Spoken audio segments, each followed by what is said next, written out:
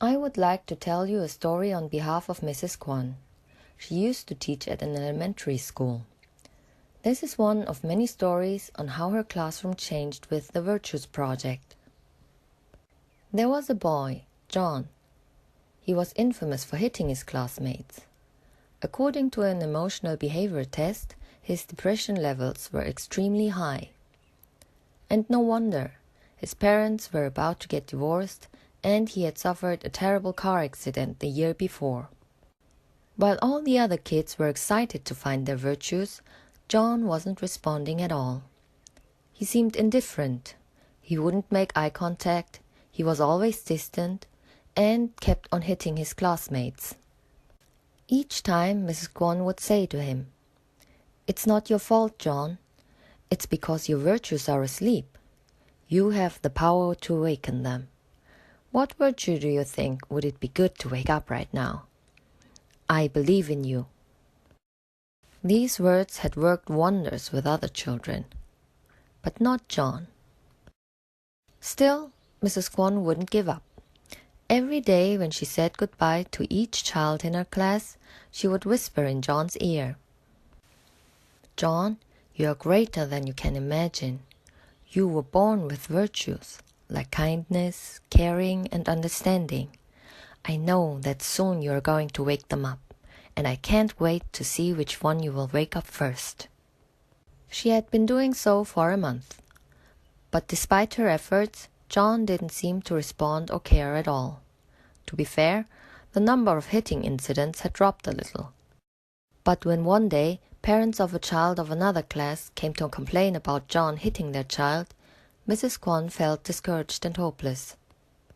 She was about to give up on John when she remembered an old tale about a bear who, in order to become human, went into a cave for 100 days, living only on garlic. Mrs. Kwan thought to herself, "If a bear endures 100 days in a cave eating nothing but garlic, maybe I owe it to John to try at least 100 days. So she did, and the days went by. And, on around the 60th day, John finally showed a major change. Firstly, the level of violence had dropped dramatically. And secondly, he volunteered to be the friend mentor of Jenny. Now Mrs. Kwan had invented a mentor-mentee program for a classroom. If a child needed help with something, he or she would request a mentor. Then, some of the other children would volunteer to help out.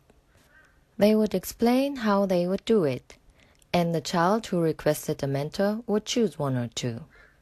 First, it started with school subjects, like math or science, music or sports. The mentors would sit next to the mentee in class and help out. As it went well, and the children were willing to help with other things, the request for a mentor expanded to other areas of school life. A play mentor would play with the mentee during breaks. A lunch mentor would sit and have lunch together with the mentee. A companioning mentor would companion a mentee in need of companioning. A friend mentor would be a friend to the mentee. And John had volunteered to be the friend mentor of Jenny. Now the thing you need to know about Jenny is that she is mentally challenged and thus needs a lot of attention and care. Mrs. Kwan couldn't believe herself, as did all the other children. Out of worry, she secretly even hoped that Jenny wouldn't choose John as friend mentor. But she did, and thus a miracle began to unfold. At lunchtime, John would take Jenny by the hand and take her to the cafeteria, which was 3 floors below, a task which, due to Jenny running up and down, took even Mrs. Kwan over 10 minutes. John patiently led her down the stairs, carefully considering Jenny's pace.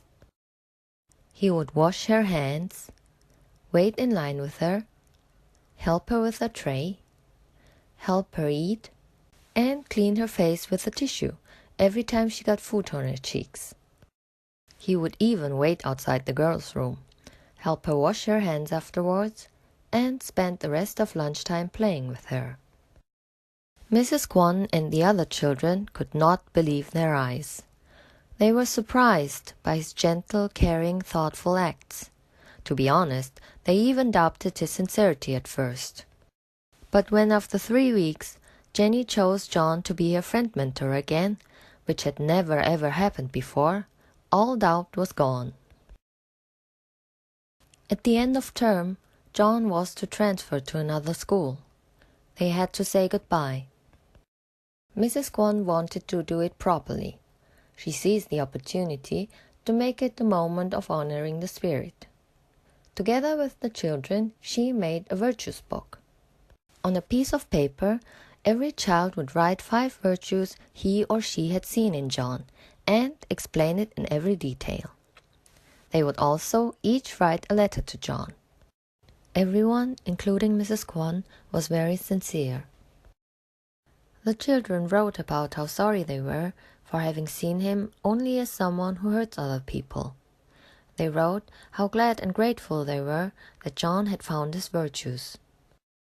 Dear John, if I hadn't known you this term, I wouldn't have seen you wake up your virtues. I was truly moved when I saw you taking such good care of Jenny. I know now that your virtue of love is a diamond, and caring and service too. I'm glad I got to know your true nature. You are a good person. When they were finished, Mrs. Kwon took the pieces of paper and made a book out of them, a virtues book. At John's last day of school, she gave it to him in front of the whole class. He was beaming, and his cheeks got all red.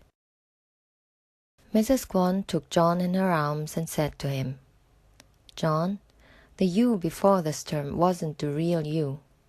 You didn't know about your virtues.